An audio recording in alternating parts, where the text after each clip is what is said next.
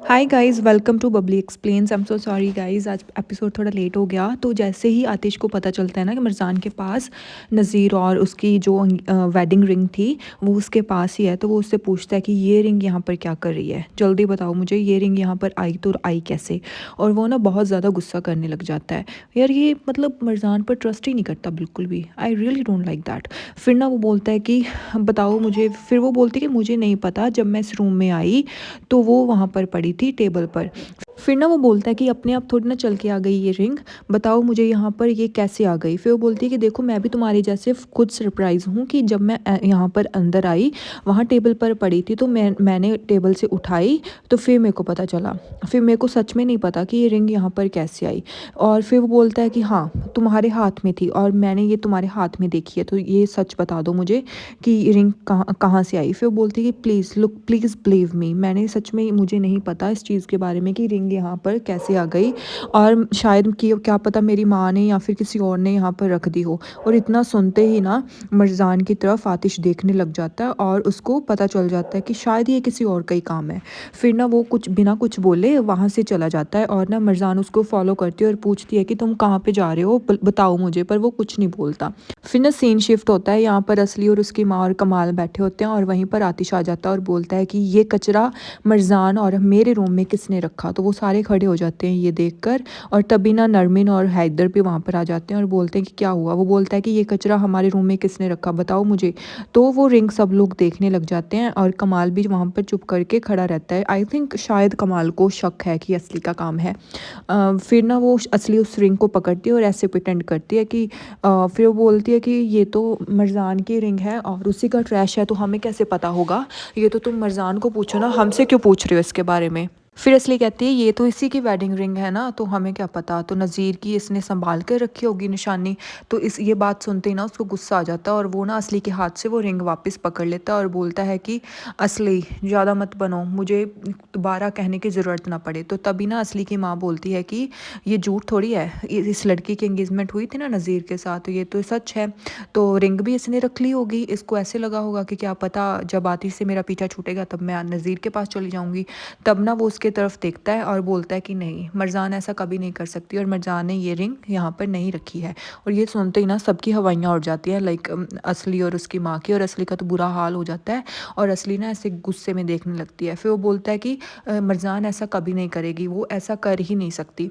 अगर वो मेरे साथ है तो वो मेरी रिंग रखेगी, ना कि किसी और की, ठीक है। और ये रिंग हमारे रूम में उड़कर तो नहीं आ गई, तुम में से किसी ने एक ने ये रिंग हमारे रूम में रखी है। और ये सच सच बता दो, इससे पहले मुझे पता चले, और मैं तुम लोगों को वार्न कर रहा हूँ कि मुझे ये पता चल जाए कि रे रिंग किसने रखी है। तो ना फिर वो जो काम वाली होती है ना वो आगे आ जाती है और बोलती है कि आतिश भाई ये रिंग ना मैंने रखी है। फिर वो बोलता है कि ऐसी नॉनसेंस ना आगे से नहीं होनी चाहिए। वो बोलती है कि मेरे को पता नहीं था और मैंने भूल में रख दी। फिर हमें दिखाया जाता है कि असली और उसकी माँ ना चुप करके वहाँ पर खड़े रहते हैं और मरजान को आतिश बोलता है कि फॉलो मी, और आतिश के पीछे ही मरजान चली जाती है। तभी हमें दिखाया जाता है कि जो असली की माँ है ना वो उस काम वाली की तरफ देखती है और काम वाली भी असली की तरफ, उसकी माँ की तरफ देखती है, और हमें पता चल जाता है कि इन दोनों की ही प्लानिंग थी। फिर ना मरजान उसको फॉलो करती है और बोलती है कि तुम कहाँ पे जा रहे हो, मैं भी तुम्हारे साथ चलूँगी। वो बोलता है कि हम कहीं पे जा रहे हैं, मैं तो कंपनी जा रहा था। फिर वो ना उसका हाथ पकड़ लेती है, यार थैंक गॉड। फिर वो बोलती है कि थैंक यू सो मच। फिर वो बोलता है कि किस लिए। वो बोलती है कि जो तुमने अभी किया। वो बोलता है कि मैंने क्या किया। फिर वो बोलती है कि तुम्हें पता ही है तुमने क्या किया, तो उसी लिए थैंक यू सो मच। और मैं सच में तुमने मेरे पे बिलीव किया, ये बहुत बड़ी बात है। फिर वो बोलता है कि तुम थैंक यू किस बात के लिए कर रही हो, मेरे को तो पता ही नहीं। फिर बोलती है कि तुमने मेरे पर ट्रस्ट किया और मेरे पर ट्रस्ट करने के लिए थैंक यू सो मच। फिर वो बोलता है कि मुझे तुम पर ट्रस्ट करने के लिए किसी भी चीज़ की ज़रूरत नहीं है मरजान, मुझे पता है, और मैं कोई फूल तो हूँ नहीं। और जहाँ पर वो रिंग पड़ी थी मुझे पता है वो किसी ने फंसाने के लिए या फिर किसी ने ऐसे ही रख दी थी। और हमें तो पता चल ही गया कि ये रिंग किसने रखी थी, और उसने ही रखी थी। तो फिर वो बोलता है कि उसका कोई ऐसे बुरा इरादा नहीं हो सकता क्योंकि उसके पास कोई ऐसा है नहीं।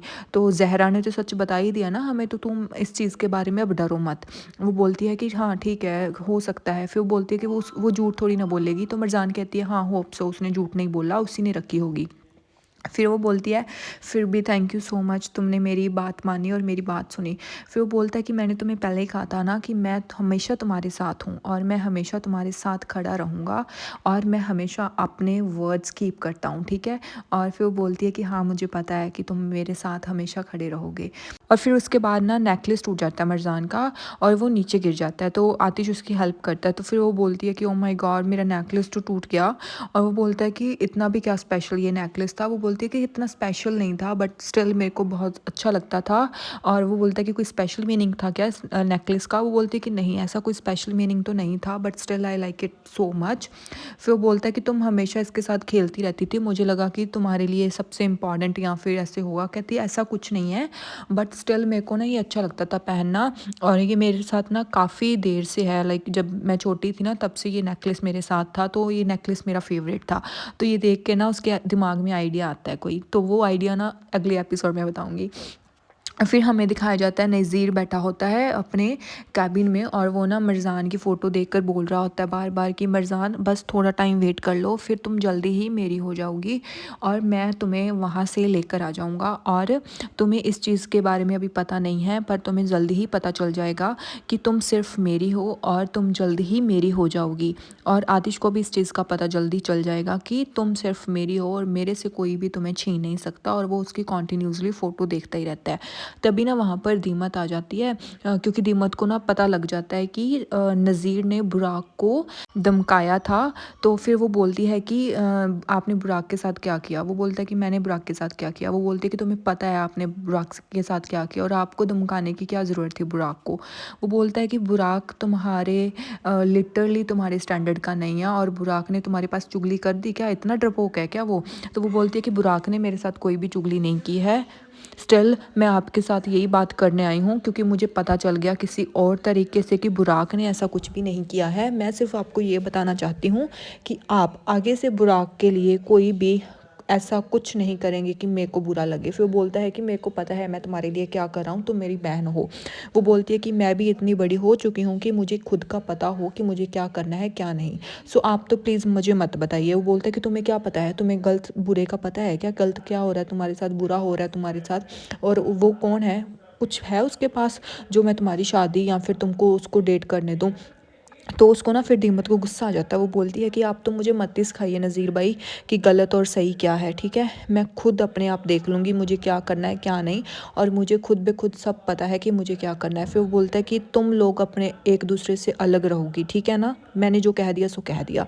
फिर ना इसके बाद हमें दिखाया जाता है कि असली ना बहुत ज़्यादा गुस्से में होती है अपने रूम में और ना वो कॉन्टीन्यूसली ऐसे पागलों वाली हरकतें कर रही होती है कि इस बार तो मैं मरजान को नहीं छोड़ूंगी, हमारा प्लान फिर से फेल हो गया, इस मरजान ने मेरे को मेरी जान ले ली, मेरा आतिश मेरे से छीन लिया, मेरे को शांति से नहीं बैठने देती। और तभी ना वहाँ पर उसकी माँ आ जाती है। तो वो अपनी माँ को बोलती है मुझे लगा था कि आप सब कुछ हैंडल कर लेंगी पर आपसे तो कुछ हुआ ही नहीं, आप भी किसी काम की नहीं है माँ। फिर वो कहती है कि मुझे ऐसे लगा था कि आपके जो प्लान है उसके बाद तो आतिश कभी उसका चेहरा भी नहीं देखेगा बट स्टिल वो उस पर ट्रस्ट कर रहा है। अब उसको देखो कैसे वो उस पर ट्रस्ट करके सबके सामने से उसको ले गया, उस पर कोई आँच आने ही नहीं दी उसने। आपको क्या लगा ये सब मैं देख पाऊँगी? नहीं माँ, मैं आतिश को अपने आप से दूर नहीं कर सकती, आतिश मेरे से दूर हो रहा है। आपने देखा ना कैसे आतिश मेरे से दूर चला गया। और ये देख के ना उसके माँ से शॉक होती है कि असली को हो क्या गया है यार, असली ना वैसे वाकई में साइकोपैथ बन गई है। फिर वो बोलती कि मैं और नहीं सह सकती, मुझे अब मरजान को मारना ही होगा। तो वो बोलती है कि असली असली चुप हो जाओ, कोई हमारी बात सुन लेगा, तुम चुप कर जाओ प्लीज़, चुप हो जाओ। तो वो बोलती है कि मुझे किसी का डर नहीं है, अगर किसी ने मेरी बात सुननी है ना तो सुनने दो, वो मेरा है और सिर्फ मेरा ही रहेगा, मैं उसको किसी का होने नहीं दूंगी, आतिश सिर्फ मेरा है। और इतना सुनते ही ना उसकी माँ भी ऐसे हो जाती है कि असली को हो क्या गया है। फिर वो बोलती है कि मैं उस लड़की को मार डालूंगी, अब मैं और नहीं सह सकती, उसने मेरी लाइफ ख़राब कर दी है तो अब मैं उसकी लाइफ ख़राब करूँगी। इनफैक्ट अब किसी ने भी सुनना है तो सुनने दो, मैं सबको बता दूँगी। तो वो ना जैसे सबको बताने जाती है ना तो उसकी माँ पकड़ लेती है और ज़ोरदार एक चमाटा मारती है, एक मेरी तरफ से भी मार चपेड़े इसके। मज़ा आ गया वैसे इसके चपेड़ पड़ी ना जब। फिर ना वो फिर से खड़ी हो जाती है कि माँ ये आप क्या कर रही हैं, आप मेरे साथ ही हमेशा ऐसे करती हैं, और पागलों की तरह ना वहाँ पे रोने लग जाती है। वो बोलती है कि मुझे पता है कि आप भी मरजान को प्रोटेक्ट कर रही थी वहाँ पर, मैंने ये सब नहीं देख सकती माँ, सब लोग उसको प्रोटेक्ट करते हैं, सब लोग उसको पसंद करते हैं, सिर्फ कोई भी मुझे पसंद नहीं करता। वो बोलती है कि चुप हो जाओ, सीधी खड़ी हो जाओ, ये क्या तमाशा कर रहे हो? वो बोलती है कि मैं क्या करूँ माँ, मैं मर रही हूँ, मैं आतिश के बिना नहीं रह सकती, प्लीज़ मुझे समझने की कोशिश करो, प्लीज़ प्लीज़ कुछ करो उस मरजान का, वरना मैं जी नहीं पाऊँगी आतिश के बिना, मुझे आतिश चाहिए और चाहिए। ये पागल हो गई है क्या? फिर वो बोलती है कि आतिश मरजान को अगर प्यार करने लग गया तो हम कभी भी आतिश को दूर नहीं कर पाएंगे। और इसी के साथ ना ये एपिसोड यहीं पर ख़त्म हो जाता है। तो नेक्स्ट एपिसोड के लिए मेरे चैनल को सब्सक्राइब एंड लाइक कर दें। Thank you so much.